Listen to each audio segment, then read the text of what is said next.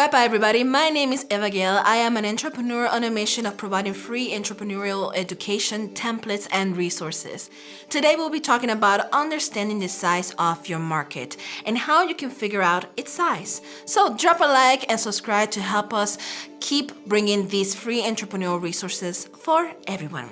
So enough of the yippity yapping and let's get started. The first thing some entrepreneurs do to understand their market is evaluating their TAM, SAM, and SOM. But before you get to that point, you need to understand, are you entering an existing market, a new growing market, or are you creating a new market? What are the trends?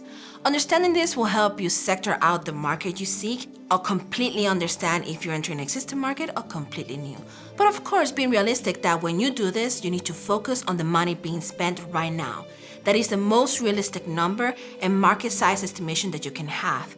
As for example, for this video, let's assume we're making smart mobile phones. So what are TAM, SAM, and SOM? TAM, the almighty grandmaster knight in shining armor of total market victory.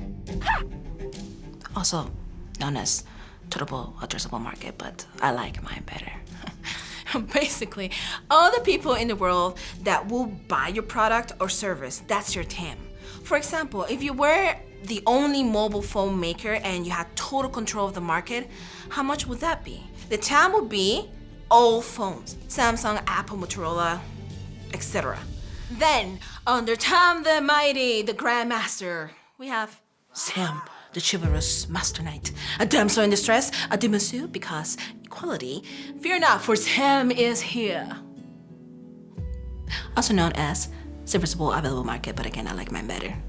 In this case, for the smartphones market, good old Sammy over there will be based on value proposition. Let's say all smartphones will be in SAM. Thus, SAM is a group of people that you can potentially reach and will be most likely to buy your product.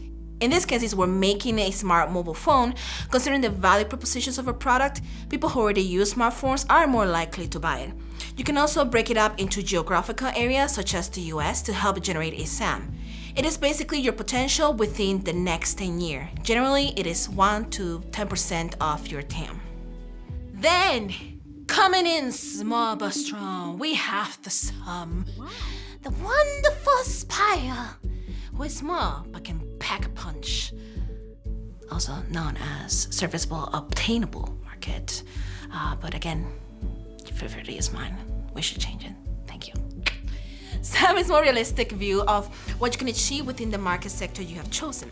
Most likely what you can do within the next 3 to 5 years once your product enters the market based on the sales funnels you have chosen and your plans. Let's say, for example, in the smartphone SAM sector, you have a product that makes a smartphone be the best gaming smartphone.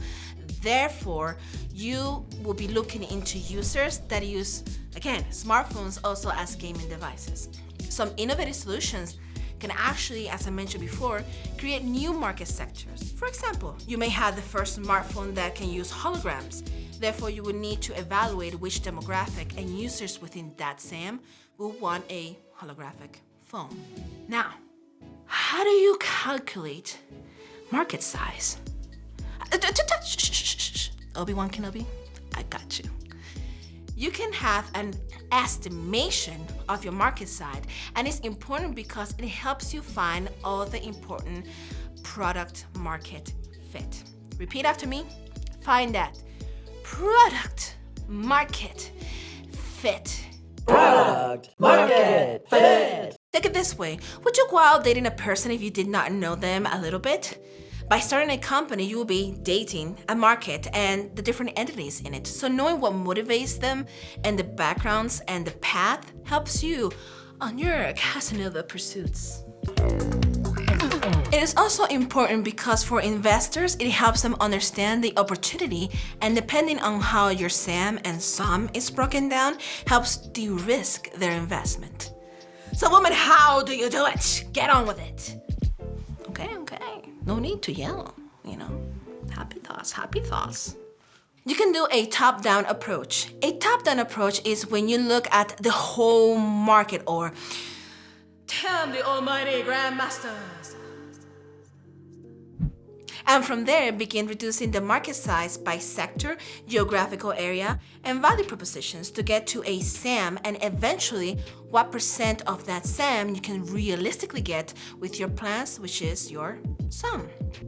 How do you get these numbers? There are multiple ways. The main source people use is good old Google. You can Google mobile phone market size and you will get a bunch of people giving you their estimations for the size of the market. You can grab all their estimations and then arrive at an average, which will be your TAM. However, if you want to have control of your sources and prove to that, hey, Mr. or ma'am, because again, equality, I know what I am doing, you can use public information available to estimate it. You can use the World Bank, CIA World Factbook that have public numbers based on the markets. From there, you can apply filters based on geographical area, demographic, among others, to get your SAM and etc. However, this can be a bit more difficult, but achievable. And free. We all love free. Now let's say you're creating a new market and there is not that much information. You can use a bottom-up approach. Here you start, well, from the bottom. The way you do this is by a simple formula. You have the amount of customers that you could realistically buy your product times the price you sell it for. This gives you your market. For example, let's say that for the holographic smartphones, you have a demographic of between the 18 and 35-year-olds that will be interested in this. Let's assume there's a total of 1,500,000 that will buy them, which you sell them for $800. That would be a 1.2 billion market. You can then do an analysis as how you can expect it to grow over the years. However, keeping in mind that it's not as accurate sometimes as a top-bottom approach, at least in my humble opinion, especially for when a new emerging market. I know it can seem intimidating, but overall, please remember that this is an estimation. We all know this. Markets are hard to predict, otherwise everybody would be already winning in the stock market. But if you do your homework, you should be in good shape. Thank you for joining me and my order of nice Tim, Sam, and Sam. We hope this was helpful. Would you like a more in-depth breakdown as to how I do market research and size estimation? Let us know by commenting below. As always, keep chasing your dreams, whatever they may be, or chancletazo. Until next time.